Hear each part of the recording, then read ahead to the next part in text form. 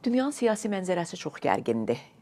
Böyük güclərin rəqabətləri, dünya dövlətlərinin maraq dairələrinin bəzən kəsişməməsi, qarşı-qarşıya durmaları və regionda, müxtəlif regionlarda baş verən kataklizmlər də demək olar ki, dünyanın mənzərəsini lap çətinləşdirir, lap gərginləşdirir və belə bir gərginlik fonunda dövlətlər daha etibarlı strateji tərəfdaş axtarmaqda davam edirlər.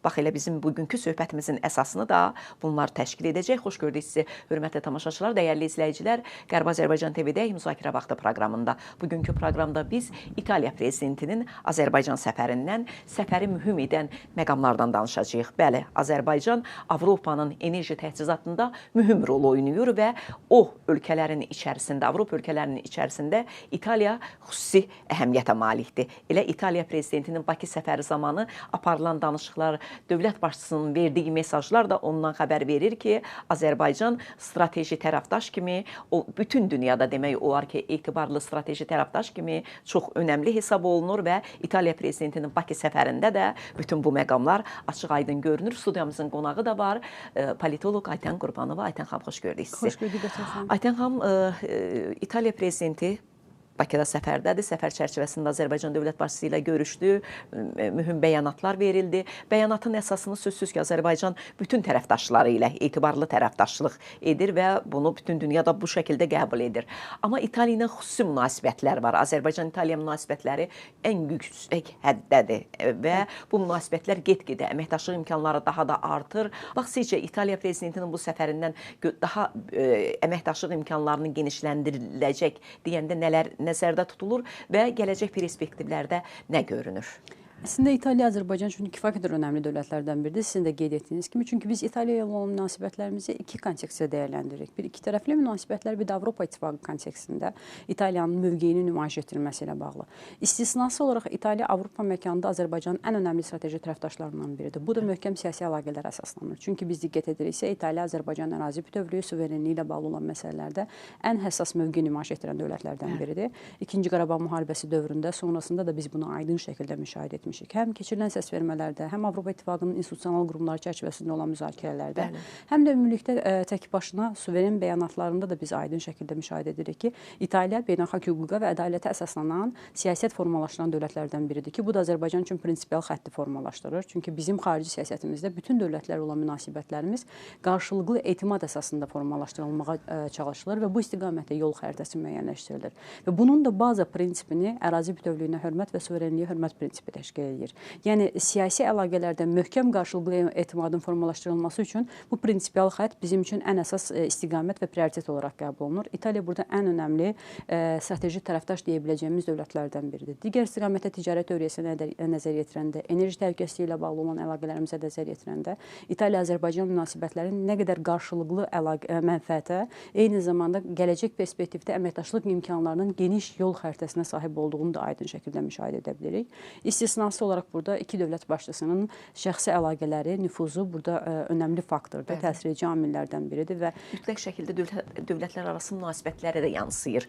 Şəxslər arasında olan münasibətlər. Əvvəl şərq dövlətlərinə xarakterizə etdikləri bu xüsusiyyəti biz artıq aydın şəkildə müşahidə edirik ki, qlobal sistemdə proseslərin idarə olunmasında dövlət başçılarının nüfuzu ən önəmli istiqamət verici amildir. Bu gün Azərbaycan qlobal sistemdə yüksələn güc olaraq qəbul olunursa, bu cənab prezidentin müdrik siyasətinin, ona olan etimadın, onun formalaşdırdığı liderlik keyfiyyətlərinin, xüsusiyyətlərinin aydın nəticələridir və hər kəs bunu çox gözəl bilir. Yəni, iştirak etdiyimiz bütün platformalarda biz bu istiqamətdə əlaqələrimizin formalaşdırıldığını aydın şəkildə görürük. Azərbaycana olan rəsmi səfərlər, eləcə də dövlət başçımızın işgüzar və rəsmi səfərləri çərçivəsində göstərilən hörmət, protokoldan kənar dövlət başçımızla görüşlərin keçirilməsi ilə bağlı cəhdlərin ortaya qoyulması. Biz bu yaxın keçmişdə bunu həm BMT Baş Assambleyasının 80-ci sessiyasında da müşahidə etdik, eyni zamanda daha əvvəlində Şanxay Əməkdaşlıq Təşkilatının zirvə görüşündə də müşahidə etdik. Yəni, ümumilikdə qlobal sistemin bütün regionları, bölgələri və institusional qurumları, bütün qütblərdə təmsil olunan qlobal aktorlar Azərbaycana münasibətdə eyni mövqeyi sərgiləyirsə, bu istisnası olaraq cənab prezidentin ortaya qoyduğu müdrik siyasətin bariz nəticəsidir və qurduğu əlaqələrin gətirdiyi labüd zəruri nəticə olaraq da hesablanır. İtaliya bu istiqamətdə Azərbaycanla münasibətlərin inkişaf etdirilməsində perspektivi olan ölkələrdən biridir. Çünki İtaliya ilə münasibətlərimiz həm iki tərəfli kontekstdə inkişaf etməsi bizim üçün prioritetdir, həm də ümumilikdə ümumilikdə Avropa İttifaqı çərçivəsində olan qərəzli yanaşmaların ortadan qaldırılması və Azərbaycanın haqlı mövqeyinin müdafiə olunması baxımından İtaliya kimi dövlətlərin bu institusional qurum çərçivəsində təmsil olunması bizim üçün önəmlidir. Və düşünürəm ki, İtaliya prezidentinin Azərbaycan səfərindən əldə olunan ən önəmli nəticələrdən biri də həm ikitərəfli münasibətlərdə yeni yol xəritəsinin müəyyənləşdirilməsi, həm də ümumilikdə Avropa İttifaqı çərçivəsində Azərbaycan enerji tərəfdaşlığının daha da genişləndirilməsi istiqamətindədir. Çünki biz hər gün Azərbaycandan enerji təchizatı ilə bağlı əlaqələrin inkişaf etdirilməsinə səy göstərən dövlətlərin sayının artdığını aydın şəkildə müşahidə edirik və bu bizim üçün önəmli faktorlardan biridir. Bəli, ikitərəfli münasibətlərdə sözsüz ki, elə sizin də qeyd etdiyiniz kimi əlaqələr onsuz da genişdir, ətraflıdır, əhatəlidir və yeni yol xəritəsi sözsüz ki, hər halda hədəflənib və İtaliya prezidentinin Bakı səfəri həm də digər, hansı ki, Azərbaycana müəyyən mənada, müəyyən mərhələlərdə qərəz nümayiş etdirən Avropa ölkələrinə də təsirsiz ötüşməyə bilər. Bu baxımdan da səfəri əhəmiyyətli hesab etmək olar. Bu qədər önəmli, mühüm mesajdır. Çünki İtaliya Avropa İttifaqı çərçivəsində 3 əsas dövlətdən biridir.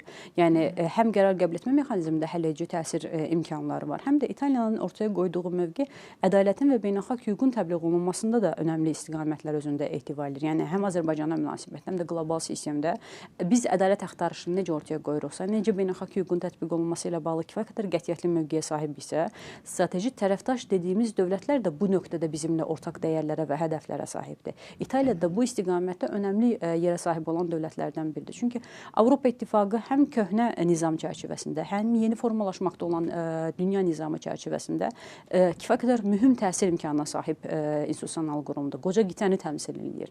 Və orada Fransa kimi Azərbaycana münasibətdə fərqli dövrlərdə qərəzli mövqe nümayiş etdirən bir dövlətin mövcudluğu və özünü siyasi lider olaraq adlandırması və bu kontekstdə təbliğat aparması digər dövlətlərə də təsir imkanlarına çox təsir olsun ki, malikdir. İtaliya burada ən önəmli zərərsizləşdirmə mövqeyindən çıxış edə biləcək dövlətlərdən biridir. Çünki təsir imkanları heç də Fransadan geri qalmır. Heç də əlaqələri və tarixilik baxımından, dövlətçilik baxımından mövcudluğu Fransadan geri qala biləcək bir tarixi keçmişə sahib deyil. Ona görə bu prosesi balanslaşdıra biləcək, hətta bir addım önə bizim xeyrimizə və beynəlxalq hüququn və ədalətin xeyrinə dəyişə biləcək mövqeyə sahib olan dövlətlərdən biridir. İtaliya ilə Azərbaycan münasibətləri onsuz 2-ci Qarabağ müharibəsinin gedişatında da düşünürəm ki, proseslərdə balanslaşdırıcı rol oynayan amillərdən biri olub və daha əvvəldən də nəzər yetirsək, bizim hər zaman xoşniyyət əsasında münasibətlərimiz formalaşıb İtaliya ilə. İstər ticari əlaqələrimiz olsun, istər iqtisadi münasibətlər, siyasi əlaqələrimiz, enerji təhlükəsizliyi ilə bağlı olan əlaqələrimiz, qarşılıqlı səfərlər, mədəniyyət sahəsində ikitərəfli əlaqələrin kifayət qədər yüksək səviyyədə olması, təhsil sahəsində İtaliya ilə mübadilə proqramlarının həyata keçirilməsi, bunların hər biri istisnasız olaraq həm iki dövlətə, həm iki cəmiyyətə təsir edici faktorlardır və bu da bugün formalaşmış bir dəyər ya da yanaşma deyil. Yəni artıq uzun illərdə, 10 illiklərdir bu istiqamətdə yanaşmalar formalaşıb və düşünürəm ki, heç kimin nə Fransanın, nə də hər hansısa bir 3-cü, 4-cü tərəflərin neqativ və qərəzli mövqeyinin təsir edici məqamda olan münasibətlər deyil bizim ikitərəfli münasibətlərimiz. Bəli, amma əksi ola bilər. İtaliya digər, hansı ki Azərbaycana qərəzli mövqe nümayiş etdirirlər, onlara təsir etmə imkanı daha çoxdur, nəinki qarşı tərəfin əks tərəfin. Mütləq şəkildə. Bəli, yeni dünya düzənindən danışanda elə regionda da yeni bir mərhələnin başlanğıcı artıq 2020-ci ildən qoyulub əslində və artıq bu ilin 2025-ci ilin avqustun 8-dən sonra da yeni bir dönəm başlayıb. Bunu rahat şəkildə biz deyə də bilirik, görə də bilirik. Elə sülh mesajı artıq tərəflər hər iki tərəfdən ABŞ-da paraflanan sənəddən sonra artıq Ermənistan tərəfdən də biz sülhə doğru addımların atılmasını görürük. Elə bu günlərdə yeri gəlmişkən artıq Türkiyədən İrəvana birbaşa aviareysin açılacağı xəbərləri də gəlməkdədir. Bu artıq onu deməyə əsas verir ki, regionda yeni bir mərhələnin başlanğıcı artıq nöqtəsi demək olar ki, qoyulur.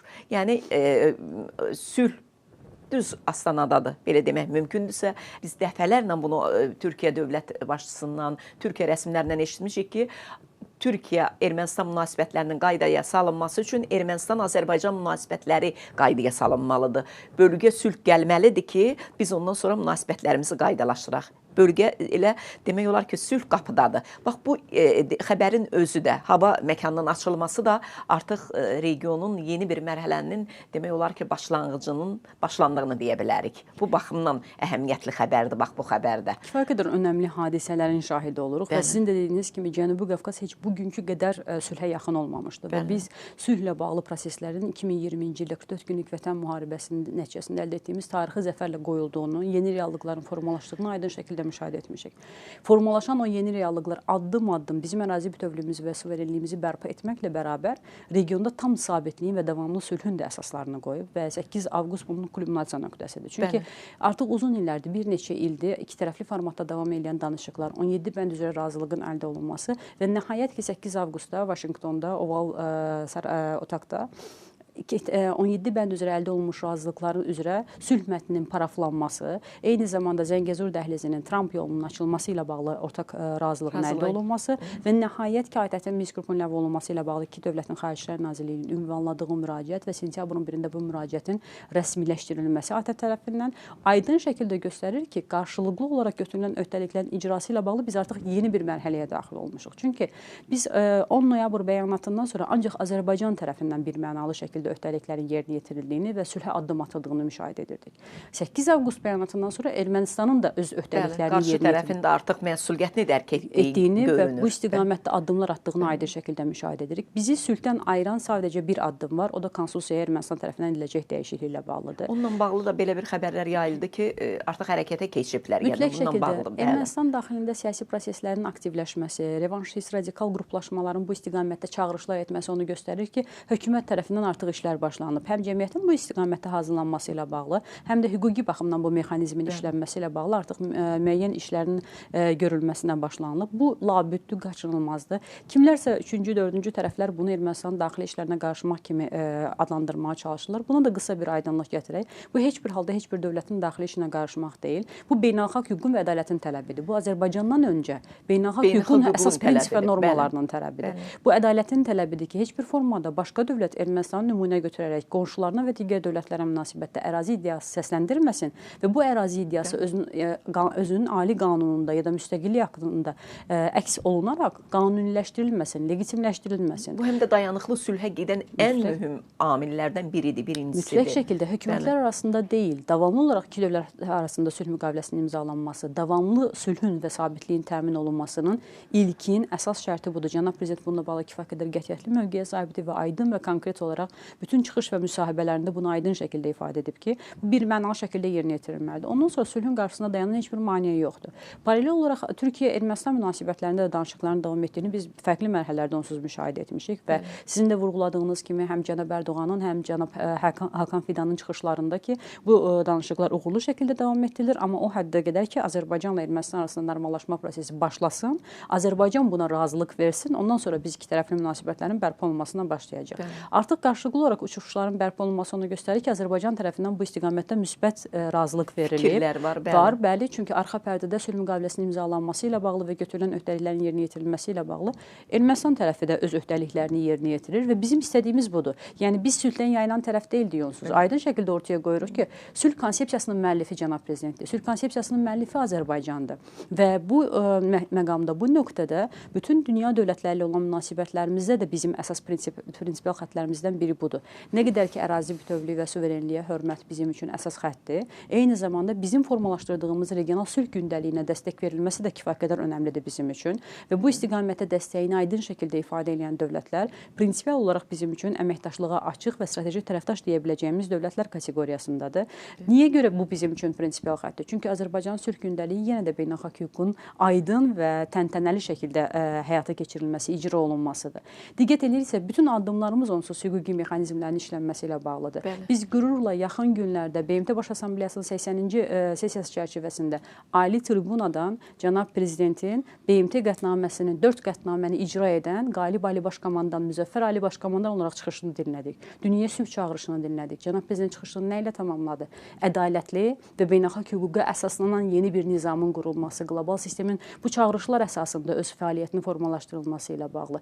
Və bu dəyərləri formalaşdıran bir dövlət olaraq Azərbaycan sadəcə Cənubi Qafqazda reallıqlar yaratmış bir dövlət olmur. Qlobal sistemdə yeni formalaşan dünya nizamının da əsas reallıqları məhz elə Azərbaycanın ortaya qoyduğu modelin istiqamətləri və nəticələridir. Bəli, dünyanın o siyasi mənzərəsinin çox gərgin olduğunu dedik, çox mürəkkəb olduğunu dedik. Amma belə bir mənzərə fonunda Azərbaycanın dünya dövlətləri ilə münasibətlərindəki aydınlıq, regionda yaratdığı yeni bir reallıq həm də o gərginlik ocaqlarında olan münaqişə ocaqları üçün həm də bir nümunədir. Bütün müharibələrin hamısı sonludur. Bütün müharibələrin sonu əgər döyüş səhnəsində başlayırsa masada bitir. Yəni danışıqlar yolu, çıxış yolu danışıqlar yoludur, çıxış yolu sülh yoludur və Azərbaycan çox yaxşı bir nümunəni ortaya qoydu və yeni dünya düzənində Azərbaycan xüsusi bir statusla yeni dünya düzəninə daxil olur ki, bu da bizim gələcəyimizin həm etibarlı, həm də qarantlı olmasının əsasını təşkil edir. Hər halda biz bugün gələcəyə daha aydın, daha açıq və daha işıqlı baxa bilirik.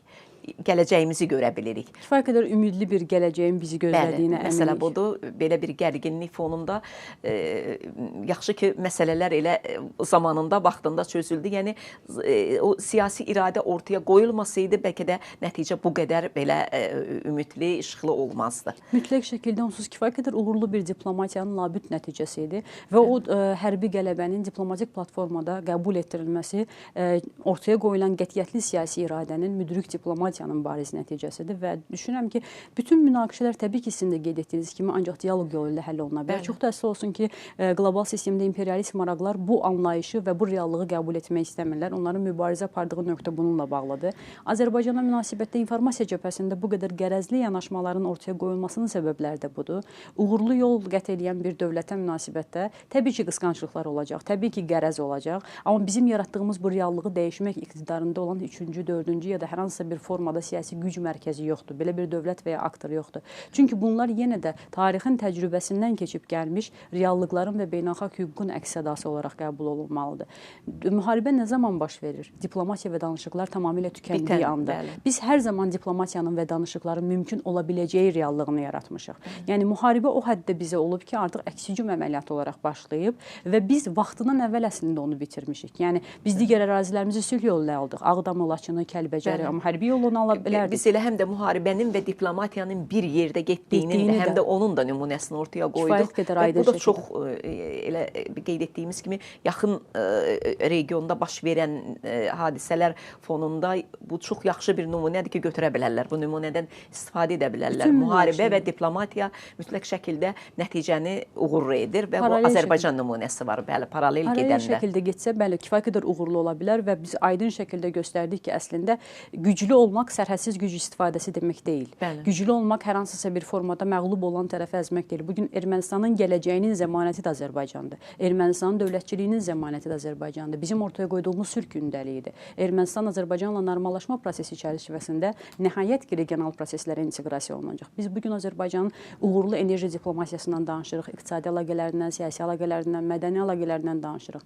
30 ilə yaxın dövrdə Ermənistan özünün işğalçılıq ideologiyasına görə bunlardan məhrum olub. Biz bugün istəyirik ki, Ermənistan da bizim formalaşdırdığımız bu modelin, bu platformanın bir tərkib hissəsi olsun və bu əslində dünyaya aydın bir mesajdır sülhlə bağlı ki, biz nə qədər güclü olsaq da, biz hər hansısa bir formada işğalçı dövlətə münasibətdə belə haqsızlıq irəli sürmürük. Biz bütün xalqların bərabər şəkildə inkişaf etməsi, rifah səviyyəsinin yüksəldilməsinin tərəfdarıyıq. Ermənistan da bura daxildir, Ermənistan cəmiyyəti də bura daxildir və mən düşünürəm ki, hər bir erməninin rifahı və gələcəyi və təhlükəsizliyinə Azərbaycan dövləti daha çox diqqətlə və məsuliyyətlə yanaşır. Nəinki özünün hərbi siyasi hakimiyyəti. Çünki mülki hədəflər heç vaxt bizim tərəfimizdən seçilməyib. Mülki olaraq hər hansısa bir formada infrastrukturun dağılması heç bir halda bizim hədəfimiz olmayıb. Bir nümunə belə tapılmayıb. Bəli, Ermənistan daxilində heç bir halda bizim hərbi hədəflərimiz olmayıb və Azərbaycan ərazisindən Ermənistan ərazisinə keçid edən erməni əsirli sakinlərin hər birinin təhlükəsizliyinin nə qədər yüksək səviyyədə təmin olunduğu hər kəsə və dünya ictimaiyyətinə aydın şəkildə göstərilib. Bunların hamısı önəmli mesajlardır və bu önəmli mesajlar fonunda Azərbaycanın gücünü sülhünü qəbul etmək istəməyib, hər hansısa bir formada qərəzli mövqe nümayiş etdirənlərə inad, Azərbaycan öz hədəflərinə daha inamla, daha qətiyyətlə irəliləyəcək və biz özümüz üçün ədaləti bərpa etdiyimiz kimi qlobal sistemdə olan bütün xalqlar və dövlətlər üçün də eyni ədalət çağırışımızı hər zaman hər platformada davam etdirəcəyik. Bəli, Azərbaycan ilə ortaya qoyduğu sülh niyyəti əslində bütün yaxın qonşu, lap uzaq olsun millətlər və dövlətlər üçün olduqca çox vacibdir, maraqlıdır və gərəklidir. Azərbaycan əlindən gələni edir ki, bölgədə sülh olsun, sabitlik olsun. Sülh sabitliyi olan yerdə isə sözsüz ki, təhlükəsizlik də olur ki, o da çox yaxın gələcəkdə biz elə o sülh sabitlik dediyimiz, o dayanıqlı sülhün dediyimiz o müqaviləsinin imzalandığı günü də görəcəyik və onun artıq şərtləri görünür. Çox təşəkkür edirəm. Mən təşəkkür sağ olun. Əhatəli, geniş, ətraflı cavablar üçün. Təşəkkür edirəm. Belə, siz də sağ olun, hörmətli tamaşaçılar. Bizi izləməkdə davam edin. Biz yenə də görüşəcəyik. Amma hələlik burada studiyamızda. Qərbi Azərbaycana isə mütləq qayıdacağıq. Sağ olun, salamat qalın.